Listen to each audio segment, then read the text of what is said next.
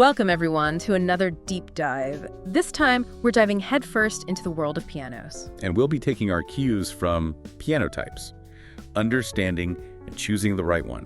Piano types, exactly. And I have to say, just seeing the title of this source gets me a little excited. I mean, you don't just stumble upon a book like that unless you're thinking about bringing a piano into your life. It's true. Choosing a piano, it really is a big decision. It's almost like choosing a new voice for yourself. And it's fascinating, really, to consider the history of the piano. I mean, think about it. It started way back in the 1700s, and look at it now. It's come a long way, that's for sure. Although I have to admit, when I picture a piano in my head, it's usually, a grand piano on a concert stage, not exactly the kind of thing you just pick up on a whim. So how did we even get from those early instruments to the huge variety that we see today? Well, it was a gradual evolution, you could say. Early pianos, they were much smaller, much quieter. They were made mostly of wood, even the framing. But then came the invention of the cast iron frame. And oh boy, that was a game changer, let me tell you. Really? What difference did that make? Oh, it allowed for way more string tension, which in turn gave you a more powerful sound, a much more resonant sound. And that, my friend, is how you fill a concert hall. So yeah, that innovation, the cast iron frame, that paved the way for the grand piano as we know it. So the grand piano really is the king of the piano world. But you're right, most people, they don't have the space for an instrument that massive, let alone the budget, probably. Exactly. And that's the beauty of it. There's a whole world of piano types out there, each one designed with different needs in mind. Okay, so walk me through it. What are our options? Well, you've got your upright piano, always a classic. Right, the trusty upright. And then you've got your baby grands, always popular. Okay, getting a bit fancier there.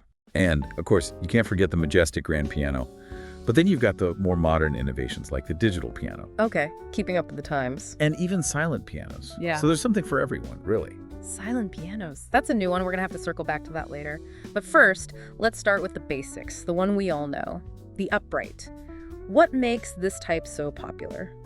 Well, for one, it's practical. It's designed for people who, maybe don't have a ton of space, provides a nice balanced sound without taking over the entire room, And they're often, I would say, more affordable. You could probably snag a new one for somewhere between $3,000 and $15,000. That makes them a good choice for beginners then, right?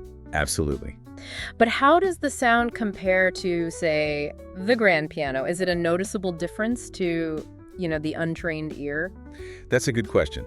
I will say that while a good upright piano, a well-made one, it can produce some really beautiful music. It doesn't quite have the same depth and resonance as a grand. And a lot of that comes down to the strings. The strings? Yeah, in an upright, the strings are vertical. Makes sense. It is an upright. Right. So that limits their length, and it also limits the size of the soundboard. Ah, so it impacts how rich and complex the tone is? Precisely. Okay, so it's a trade-off. You save space with an upright design, but you might be sacrificing a bit of that sonic depth that you were talking about. You got it. But you did say that some uprights are still highly regarded in the piano world. Oh, absolutely. Yeah. You've got your Yamaha U1, for example. That one's known for having an exceptional sound, especially for its size. Interesting. And you can't forget the Steinway B. Steinway, the name it carries weight, doesn't it? It does. And even though, technically speaking, the Steinway B is an upright piano, Okay. it's significantly larger than most uprights, and it boasts a much richer sound. You could even say it rivals some baby grand pianos out there. Really? It's that impressive? Oh yeah, it's a favorite among musicians in the know, that's for sure. Wow. So speaking of baby grands, are they really like the middle ground? Like somewhere between an upright and a proper concert grand? That's a great way to put it, yeah. They offer a taste of that grand piano experience. Yeah. Visually, sonically, without needing an actual ballroom to fit it in your house. Right. You don't need a palace. So we talked about the horizontal strings earlier. That's where you really start to hear the difference. Exactly. It makes all the difference. But remind me again, how does that impact the sound exactly? I'm a little fuzzy on the physics of it all. Basically, it's all about physics and resonance. In a baby grand piano, the strings are longer, obviously, because they're laid out horizontally. Right. And they have a larger soundboard. And all of that combines to create a much fuller, a much richer tone compared to, say, your average upright. So it's a more, immersive listening experience. So if you have the room and the budget, I imagine, a baby grand seems like the sweet spot. Are there any standout baby grand pianos? Ones that come to mind right away? Oh, they're always favorites. The Pearl River RGB one, that one always gets high praise. Great value for your money and beautiful sound. Okay, good to know. And then on the European side of things, you've got the Schimmel Concert 169. Beautiful craftsmanship on that one. Known for being really responsive and having a warm tone. I'm writing all this down. Okay, but now let's talk about, the real showstoppers, the grand pianos. There's just something so awe-inspiring about them, isn't there? They're in a league of their own, that's for sure. Top-tier piano craftsmanship. Like, when you think of famous concert halls, it's always a grand piano on that stage, 100%. It's iconic. And the sound. Don't even get me started on the sound. What makes it so special? It's a whole bunch of things working together, really. It's Yeah. kind of magical.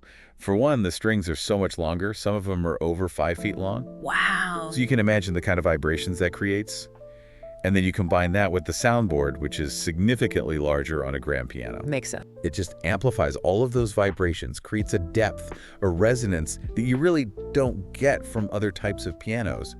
And then on top of all of that, you have the craftsmanship, the hours and hours that go into making sure every little detail is perfect. I suddenly have the urge to quit my job and become a concert pianist. So let's talk numbers. What kind of investment are we talking about for one of these incredible instruments? Let's just say it's not for the faint of heart. A grand piano is a serious investment. Even if you go for a used one, you're still looking at tens of thousands of dollars, easy. Tens of thousands, wow. And if you're dreaming of a Steinway Model D, Oh, okay, yeah. the gold standard, To top of the top. you better be ready to shell out 6 figures. The 6 figures for a piano. I knew they were expensive, but that's a whole other level. It's an heirloom. It really is. Think about it. The Steinway Model D, that's what you see on the biggest stages in the world, Right. played by legends. Yeah, you're buying a piece of history, basically. Exactly.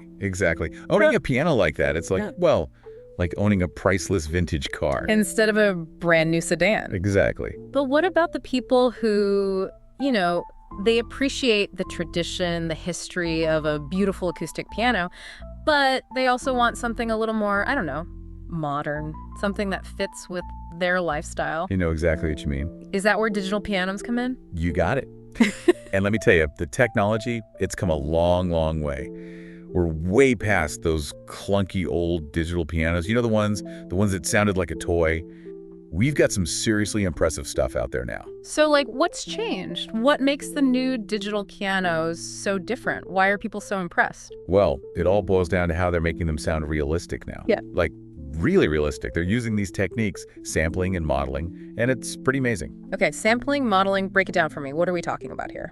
So imagine, right? You take one of the best grand pianos in the world, and you record each individual note. Every single one. You capture every little detail, every nuance of the sound. That's sampling. It's like creating a library of perfect piano sounds. So you're basically playing back recordings on a digital piano? Kind of, but it's way more sophisticated than that. That's where modeling comes in.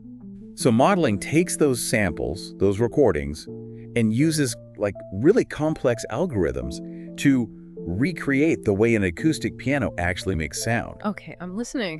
Think about the hammer hitting the string. Right. The vibrations of the soundboard, Okay, I can picture that. even how the sound resonates within the body of the piano itself. Modeling takes all of that into account. So it's not just about mimicking the sound, it's about recreating the whole experience. Exactly. And then you factor in the way the keys feel. Mm-hmm. Because early digital pianos, oh man, they felt like those cheap keyboards you get at a toy store. But now they're putting weighted keys in them. They even have these escapement mechanisms to feel exactly like an acoustic piano. Hold on, escapement mechanisms. That sounds pretty technical. Right. It's really cool though. So in an acoustic grand piano, there's this system that allows the hammer to fall away from the string right after it hits it, Okay. even if you keep your finger on the key. And it's a subtle thing, but it makes a big difference in how much control a pianist has over the sound, how expressive they can be.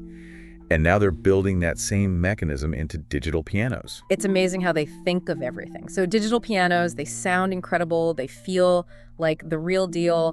I'm guessing they're easier to move around. No piano movers needed. What's the catch? There's got to be a catch, right? You're right about the practicality, that's for sure.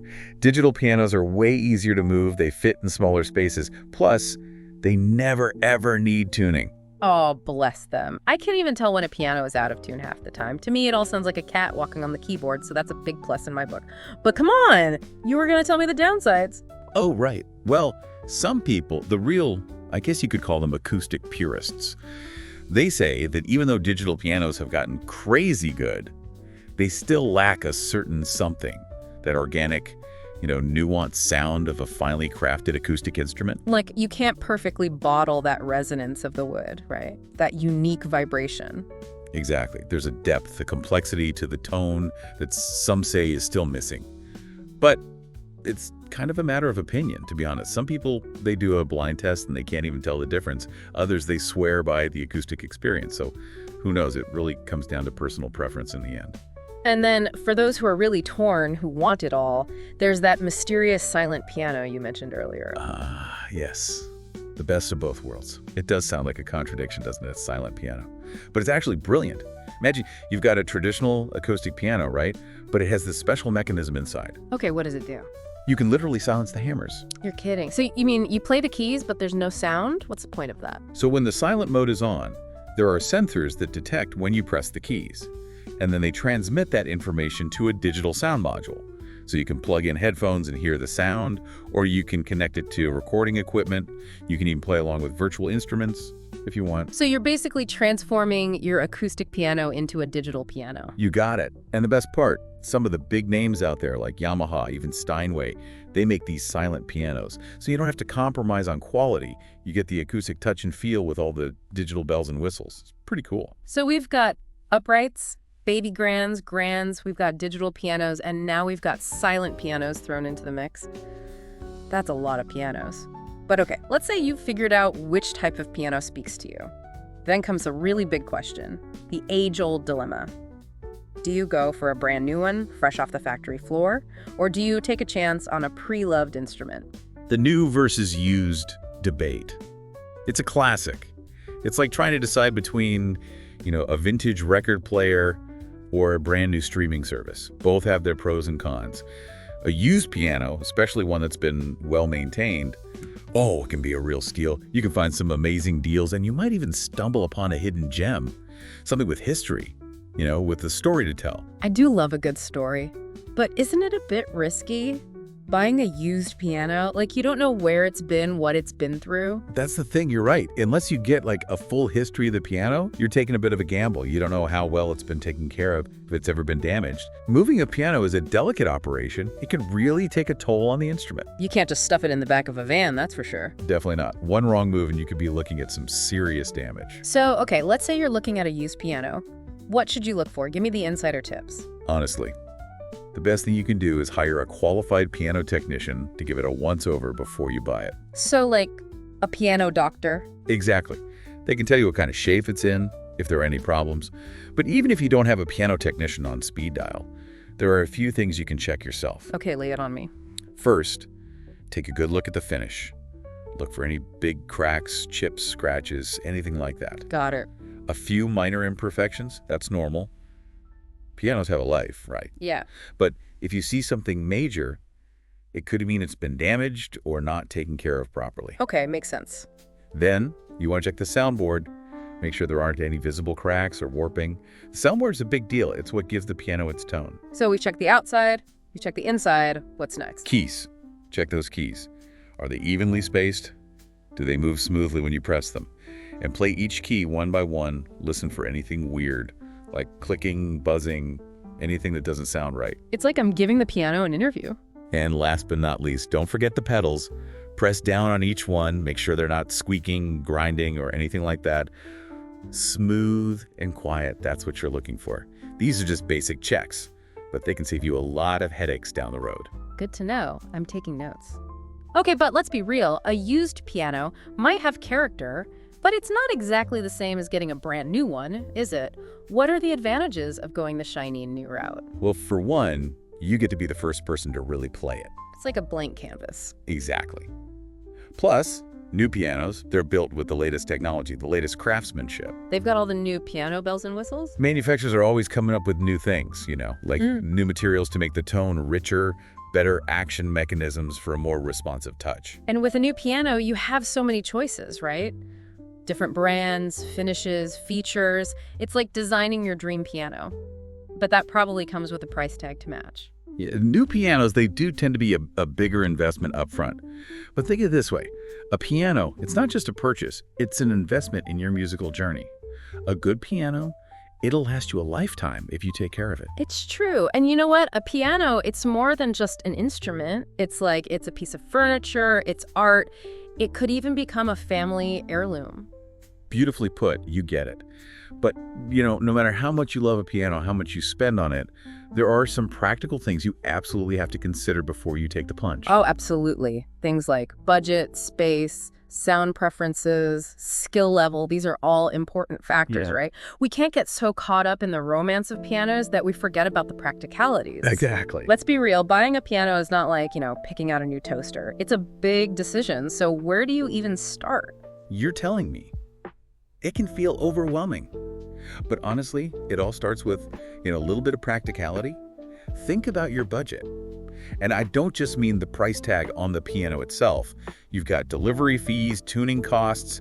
You got to factor in potential maintenance down the road. Right, those hidden costs can sneak up on you. They sure can. And then, of course, you've got to think about space. Yeah, pianos aren't exactly known for being compact. They're not. And grand pianos, forget it. My advice, always measure and then measure again, just to be sure. And don't just measure the piano itself. Think about bench space, how much clearance you need for the lid. Make sure you can actually move around the thing without feeling claustrophobic. Nobody wants a piano that takes over their entire living room. You are speaking my language. I am the queen of underestimating furniture dimensions. It's a real problem. But, okay, budget, space, check. Now we can talk about the fun stuff, right? The sound. Because at the end of the day, it's all about the sound. It is. And this is where things get really personal. Because what sounds good is subjective, right? 100%. Some people, they love a really bright, clear tone. Other people, they prefer something a little warmer, a little more mellow. Some people want that big bass. Others are looking for something delicate, So how do you figure out what kind of sound speaks to you? How do you find your perfect piano sound? Honestly, it takes some exploring. I always tell people, go online, listen to recordings of different pianos. You can really get a feel for the nuances, the way different instruments respond to different playing styles. Okay, good tip. And if you can, go to a store. Actually try some out in person. Nothing beats that hands-on experience. Right, you got to feel the keys, hear the sound for yourself. It's like buying shoes, You wouldn't buy shoes without trying them on first. Exactly. And just like the right pair of shoes can make all the difference, the right piano, it can transform your entire musical journey. Love that analogy. Okay, so we've covered budget, space, sound, and I'm sensing another important factor coming up. You know it, your skill level. Right, because a beginner doesn't need a concert grand to learn chopsticks. Exactly. If you're just starting out, you're probably better off with, say, a good quality upright or a digital piano with weighted keys. Get those foundational skills down first. But for someone who's been playing for a while, who's maybe ready for an upgrade, what should they be thinking about? Well, as you get better at something, your needs change. Right. You might find yourself wanting a piano with a more responsive action, maybe a wider range of dynamics, or you might start to develop a preference for a certain kind of tone, a sound that really complements your style. It's like finding an instrument that grows with you, that evolves with you as a musician. Precisely. Yeah. And for people who are already performing or composing at a high level, well, that's a whole other ballgame. They might be really picky about a certain brand or a specific model that's known for having unique qualities. They're on the hunt for, their soulmate piano. You said it. And I always tell people, if you're feeling lost, talk to a piano teacher or a technician. They can give you really personalized advice. It's like having a piano mentor. Exactly. Because finding the right piano, it should be a fun process. It's all about exploring, trying things out, seeing what speaks to you. Trusting your gut. Exactly. When you find the one, you'll know it. It's a special feeling. It's that feeling of, this is it, this is my sound. Right. You got it.